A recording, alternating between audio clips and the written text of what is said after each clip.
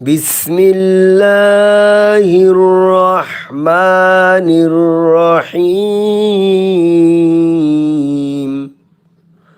কফ লাম পেশ কুল, হা পেশ হু কুল হু, ওয়াও লাম জবর ওয়াল, কুল হু ওয়াল, লাম খারা জবর ল, কুল হু আল্লাহ।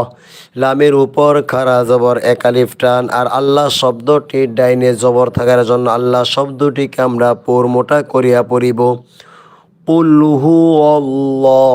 আমরা অনেকেই কিন্তু বলি কুল হু আল্লাহ, কুল বলতে পারি না, কুল বলি। আর এখানে ওয়াওয়ার উচ্চারণ জায়গা আমরা হামজা উচ্চারণ করি।